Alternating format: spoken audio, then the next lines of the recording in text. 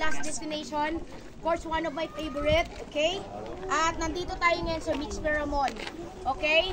So, ang ibig sabihin ng Mixper, that is a Hebrew word. Ang ibig sabihin ay viewpoint or lookout. Nakita niyo yung view?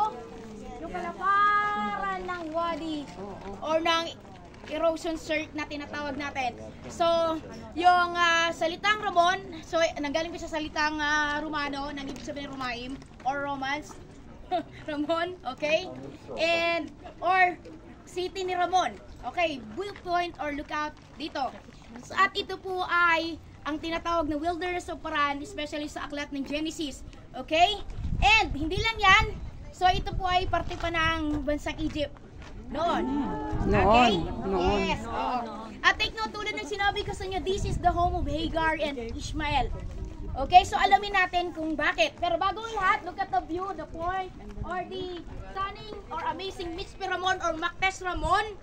Okay, at sa baba niyan, yung kahabaan niya ng wadi or riverbed na tinatawag natin, that is a natural product of a geologic phenomenon na tinatawag natin. Okay, yung tectonic plate show. So, product po niyan kaya nagkaroon largest soil erosion. And bakit viewpoint or lookout? Kasi look at the cliff. And most of the particles or soils are being eroded at napupunta sa babang bahagi. Okay?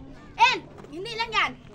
So, ito po ang highlights dito sa southern part. This is the Grand Canyon of the southern part of Israel. So, look at the down, especially yung pinakababa, yung tinatawag nating Makteshem, box or canyons na tinatawag. So, the formations of the particles down, and that is a natural soil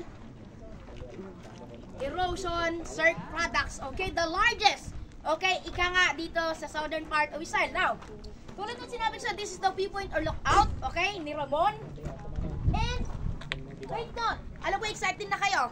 So, dito sa aklat ng Genesis chapter 19, babasahin ko sa inyo anong napunta dito si Hagar dito sa Mixper Ramon or dito sa wilderness of Paran. Sabi ng Genesis chapter 21, okay, verse 12 hanggang 21, ang haba naman.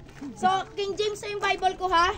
Sabi ng verse 7, and God said unto Abraham, okay, at huwag na natin basahin, i-summary ko. Okay, anong nangyari? Nung nakita one time ni Sarah, nung habang naglaro ang kanilang yung anak ni Sarah at saka ni Hagar, so anong nangyari? Nagkaroon po siya ng takot. Ano yung takot niya? Na baka someday maagawa ng karapatan yung kanyang anak na si anak ni Sarah, si Ismael. Si Isaac, no? Kaya kinausap ito si Abraham, sabi niya, palayasin mo ang iyong kabit at ang kanyang iyong anak sa labas. Ay grabe, tindi. Si legal wife ay matapang na nagsangguni sa kanyang asawa sa Abraham. At agad-tapos walang choice itong si Abraham, masama man sa kalooban niya, wala siyang nagawa. Bakit? Of course. Nagkaroon siya ng kasalanan, kung ng kanyang yung kautosan din ni Sarah nung hindi pa siya magkaanak, no? Kaya wala nagawa si Abraham, sumunod siya, masakit man sa kalooban, inaganda niya ang kanyang babae na sa labas. Masakit yung kabit, no? Inaganda niya yung kanyang another woman, no? Si Hagar, si Ismael. So si Hagar mula sa bansang Egypto, okay? And this is Egypt pa before noon. Now, nangyari, nung pinaganda at pinaalis na itong si Sarah, si Hagar at Ishmael, so naglakbay sila mula sa wilderness of Beersheba or dito sa Negev, okay? At dito sila dinala ng Panginoong si Kristo. Pero yung mahal ng Diyos ang pakailangan ni Hagar at ni Ishmael, bagamat nung pinaburan talaga ng Diyos, walang iba kundi si Israel o si lahi ni Israel, okay? Sa lahi ni Ishmael, pinabura naman, pinagpala naman, pero mas bukod tangi. Okay, now, nung naglakbay na puntang mag-ina dito, ang Diyos ay nag-provide ng masisilungan. Nung